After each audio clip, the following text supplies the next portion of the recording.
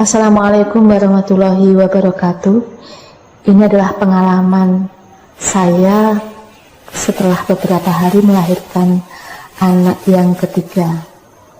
Ini bukan tahayul, bukan hayalan, tapi Rasulullah pun pernah bersabda bahwa ketika sore hari menjelang malam kita diharuskan menahan atau menjaga anak-anak kita di dalam rumah karena saat itu setan sedang banyak berkeliaran.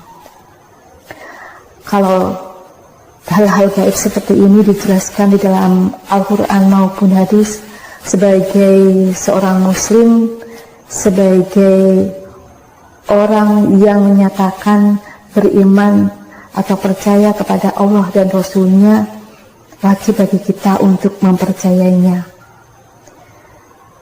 Apa yang disampaikan oleh Rasulullah tentu berdasarkan penglihatan beliau, dan yang ini saya sudah membuktikan sendiri. Kalau zaman dulu orang-orang tua ketika kita melahirkan, biasanya mereka memberikan pesan kepada kita agar kita menjaga anak kita, bayi kita, di pangkuan kita atau kita gendong selama waktu maghrib. Waktu itu saya juga tidak terlalu tahu dengan hadis Rasulullah ini. Saya hanya merasa bahwa memang waktu-waktu maghrib, sebelum maghrib sampai maghrib itu memang agak rawan. Waktu melahirkan anak yang pertama dan kedua, saya masih berkumpul dengan orang tua saya, sehingga masih ada keluarga yang membantu untuk menjaga anak saya saat maghrib.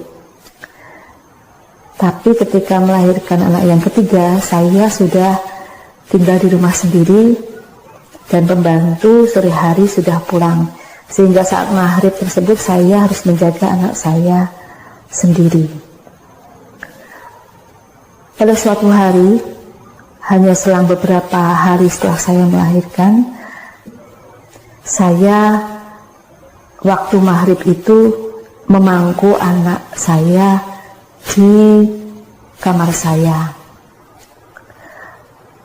Kemudian karena saya rasa cukup lama waktu maghrib itu saya memangkunya, menungguinya, dan ketika saya rasa sudah waktu maghrib mau habis, kemudian karena agak jenuh, agak capek, maka waktu itu saya kemudian meletakkan anak saya kembali ke box bayi yang kami letakkan di dalam kamar waktu itu. Saat itu saya sendirian di dalam kamar, kemudian meletakkan anak saya di dalam boxnya, dan saya karena agak jenuh, saya ingin keluar. Saya bangkit dari tempat duduk saya, kemudian berjalan beberapa langkah keluar kamar. Namun belum jauh saya berjalan, baru beberapa langkah saja dari kamar, tiba-tiba saya mendengar suara seorang laki-laki yang memanggil-manggil saya dengan nada cukup cemas. Begini suara panggilannya, "Ning, Ning, Ning." Waktu itu saya kaget luar biasa, karena suara itu bukan suara suami saya, dan suara itu menyebut nama saya dengan nama kecil saya. Padahal di daerah di mana rumah saya itu berada, semua orangnya baru, dan tidak ada orang yang kenal nama kecil saya. Karena ketika usia saya masih kecil, di lingkungan keluarga dan di lingkungan tetangga, di lingkungan sekolah, mereka memanggil nama saya dengan nama itu. Kemudian setelah saya di bangku kuliah dan sampai bekerja, teman-teman dan orang di sekitar saya memanggil saya dengan nama saya yang lain. Tapi ini kenapa ada seorang laki-laki yang tahu nama saya? Saya mencari-cari, ternyata tidak ada. Kemudian tiba-tiba di dalam hati saya ada suara yang berbisik, anakmu. Ketika suara itu berbisik, anakmu, perasaan saya langsung merasa anak saya dalam bahaya. Segera saya berbalik ke kamar, berlari ke kamar, dan saya melihat anak saya sudah dalam keadaan wajahnya terbelit selendang dengan sangat kuat. Dengan menyebut nama Allah, saya kaget luar biasa dan segera melepas ikatan kuat selendang yang mengikat wajah anak saya. Alhamdulillah, ya Allah sudah menjaga anak saya dengan memberikan peringatan kepada saya. Karena jika terlambat sedikit saja, anak saya kemungkinan sudah tidak bisa bernafas. Ini sesuatu yang bagi saya sangat aneh, karena saya baru beberapa langkah keluar dari kamar saya, tapi ternyata tiba-tiba selendang itu membelit dengan kuat di wajah anak saya. Padahal anak saya waktu itu belum kuat untuk menggerak-gerakkan tangannya. Sesuatu yang sangat aneh, yang kemudian saya percayai tentu ada yang melakukannya. Tapi karena di kamar saya tidak ada manusia, tidak ada orang lain, saya percaya memang yang melakukannya adalah makhluk-makhluk halus yang menjadi musuh Allah. Karena makhluk halus itu memang selalu mengancam manusia, apalagi anak-anak, bayi-bayi yang tidak berdaya. Kemudian saya mengingat lagi tadi suara yang memanggil saya. Insya Allah itu adalah suara malaikat Allah yang mengingatkan saya waktu itu. Karena memang tidak ada orang lain, suara itu memang bukan suara manusia, tetapi suara yang saya tidak bisa melihatnya. Kalau orang zaman dahulu di Jawa, di daerah saya, itu mempercayai bahwa kita itu diikuti oleh saudara tua kita. Saudara tua kita itu berasal dari ketika kita lahir, kita bersamaan dengan lahirnya ari-ari.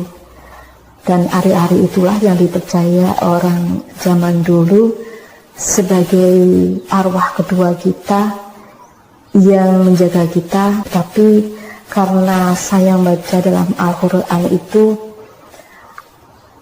ternyata yang menjaga kita itu adalah malaikat. Di dalam Al-Quran Allah berfirman bahwa kita itu dijaga oleh malaikat berdiri di depan dan di belakang kita. Maka yang saya percayai, insya Allah ini adalah suara dari malaikat yang menjaga kita. Saat-saat tertentu Allah membuka kemampuan saya untuk bisa mendengar hal-hal yang gaib, bisa melihat hal-hal yang gaib, tapi saya bukan indigo. Saya hanya bisa melihat hal-hal yang gaib, mendengar hal-hal yang gaib ketika memang Allah ingin memberikan saya petunjuk atau ingin memberi peringatan kepada saya. Dan mungkin Allah memberikan kesempatan saya untuk bisa melihat hal yang gaib itu karena kepercayaan saya yang hanya kepada Allah. Kepercayaan saya yang semuanya hanya saya hubungkan dengan Al-Quran dan hadis. Memang orang tua zaman dulu kepercayaannya kepada gaib itu kuat, sangat kuat. Dan apa yang mereka kerjakan itu mereka berusaha untuk bisa melihat rahasia dari kehidupan kita ini. Beliau-beliau itu sangat taat dan takut untuk melakukan hal-hal yang tidak benar. Hanya saja memang kadang-kadang ada yang terlalu berlebihan, ada yang kemudian sampai percaya dan menghubungkan semua hal itu dengan hal-hal yang gaib. Akhirnya menjadi berkembang takhayul. Tetapi kemudian orang-orang modern pun yang meluruskan bahwa tahayul itu adalah tidak ada, mengajak kita berpikiran ilmiah, kadang-kadang kemudian kebablasan juga, sehingga sampai-sampai mereka juga tidak percaya dengan hal-hal gaib yang padahal ada diterangkan di dalam Al-Quran maupun hadis. Jadi juga membahayakan keimanan orang-orang muslim, karena dengan begitu maka orang muslim pun akhirnya hanya mempercayai kehidupan dunia, tidak mempercayai kehidupan gaib, mengatakan beragama Islam, beriman kepada Allah dan Rasulnya, tapi mereka setengah percaya, setengah tidak, dan meragukan hal-hal gaib yang dijelaskan di dalam Al-Quran maupun hadis, karena sudah terpengaruh dengan pemikiran modern yang menyatakan lebih ilmiah, lebih masuk akal. Padahal yang lebih masuk akal itu apa yang diterangkan di dalam Al-Quran maupun hadis, itu yang paling masuk akal. Ada dunia nyata yang bisa kita lihat langsung, dan memang ada hal yang gaib,